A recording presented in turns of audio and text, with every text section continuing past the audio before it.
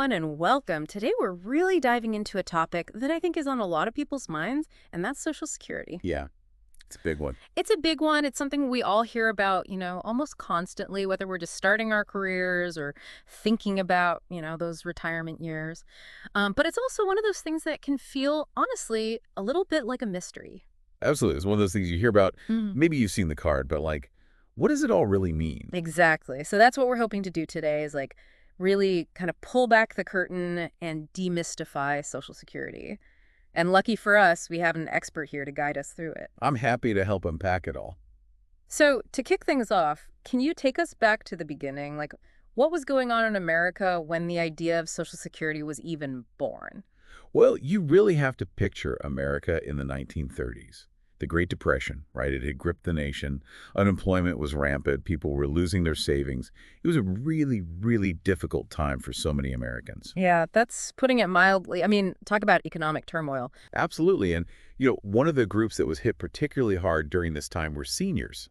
Because think about it, they'd worked their whole lives, many of them, and suddenly they're facing their retirement years with, in many cases, nothing. Yeah, no safety net whatsoever. It's hard to even imagine that kind of uncertainty. Right.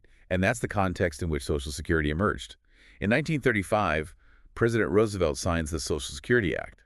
And it was really a radical idea at the time, this concept of a federal program designed specifically to provide some kind of financial security for retirees. So it's 1935. It's a radical idea. Break this down for us. What did this radical idea actually look like in practice? So the system they came up with was called a pay-as-you-go system. It's pretty revolutionary for its time. Okay, so pay as you go. What does that actually mean? It means that the money that workers were contributing through these new payroll taxes, it wasn't being, tucked away in some government vault to be doled out later. It was immediately being used to pay the benefits of current retirees. Oh, interesting. So it was almost like this direct link between generations. Like I'm imagining a young worker in, say, 1937, knowing that a portion of their paycheck is going to support someone's grandmother. That's exactly it. That's the heart of how it works, this promise made by one generation to another. And it was a huge deal back then. It was really a new way of thinking about social responsibility. Wow, I actually never thought about it quite like that, but it makes so much sense. And that promise, that idea, that's what underpins Social Security even to this day. Of course, a lot has changed since then. The program's grown and evolved. But that fundamental idea is still there. Okay, so we've got this promise between the generations. But how did this actually play out in terms of benefits? Like, what were those very first Social Security checks like? Well, the amount people received really depended on how much they had earned over their lifetime.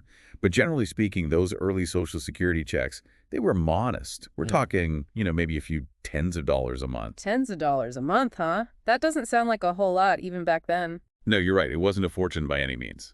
But you have to consider the context, right?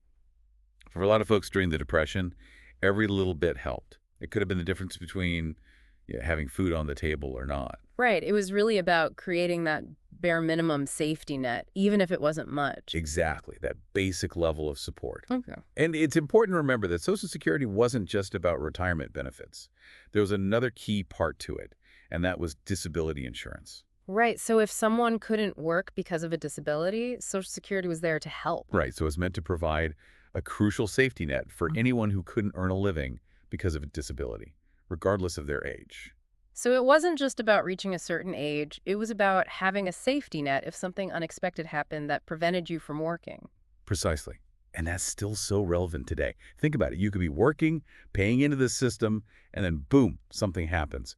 Disability insurance is there to help you stay afloat. Yeah, like the ultimate just-in-case plan. Hopefully you never need it, but it's there if you do. Exactly. And that peace of mind, knowing that you've got some protection, that's a huge part of what Social Security offers, both back then and now. Okay, so we've got the system in place. It's helping people, providing that safety net.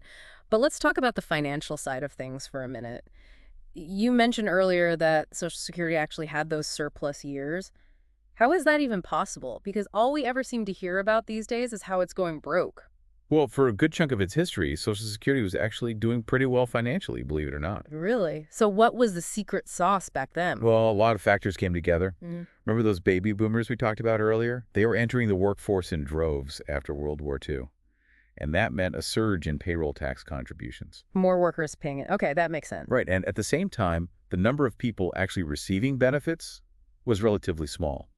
People weren't living as long back then, and the program itself is still fairly new. So you've got this combination of a strong economy, a booming workforce, and a relatively small group of beneficiaries. Exactly, and that's the recipe for those surpluses. More money coming in than going out. Makes sense, but it couldn't last forever, right?